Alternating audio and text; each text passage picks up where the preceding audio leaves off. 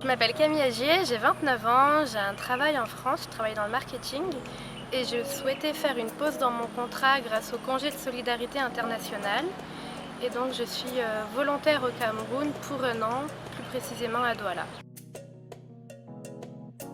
J'interviens à l'Institut panafricain pour le développement, l'IPD, qui est un institut de formation qui fait des formations longues, des formations certifiantes et des formations professionnalisantes pour les jeunes démunis qu'on monte en collaboration avec des bailleurs de fonds. Et donc ma mission initiale, c'était de travailler avec ces bailleurs de fonds pour pérenniser ces programmes et accompagner le maximum de jeunes démunis. Et au fil du temps, comme j'ai des compétences aussi en marketing et en communication, on a fait évoluer mes missions et j'interviens aussi maintenant sur des sujets de communication, notamment sur les réseaux sociaux.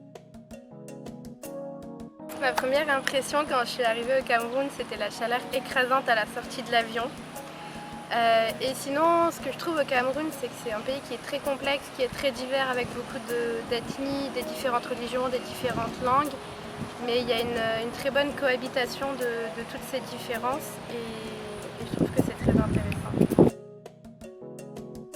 J'ai la chance de vivre dans le campus de l'IPD et du coup je vis avec des Congolais, des Tchadiens, des Camerounais au quotidien. Et je dirais que le plus grand apprentissage que j'ai pu faire pendant cette mission, c'est vraiment l'interculturalité, c'est de partager avec eux des moments de vie, des discussions, de découvrir des mentalités aussi qui sont différentes. Je compte plus le nombre de discussions que j'ai pu avoir sur la polygamie, sur l'homosexualité, sur la place de la femme, qui sont des sujets très clivants en fait entre nos deux visions. Mais du coup c'est hyper intéressant et de la même manière que j'apprends des gens ici et que j'apprends que voilà, il y a des mentalités différentes qui existent. J'essaye moi aussi de leur transmettre comment c'est en Europe.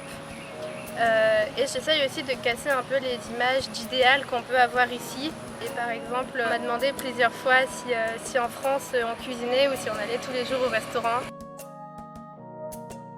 C'est dans l'aventure, ça peut faire un petit peu peur au début, mais si on a une certaine capacité d'adaptation, si on a envie de découvrir l'autre, eh ben, il faut se lancer. C'est une expérience qui est hyper enrichissante, qui n'est pas facile tous les jours, mais pendant laquelle on apprend énormément. Ça permet de découvrir d'autres cultures, comme on l'a dit, mais aussi de se découvrir soi. Et c'est une expérience qui est unique et qui ressemble à aucune autre de tout ce que j'ai pu vivre auparavant.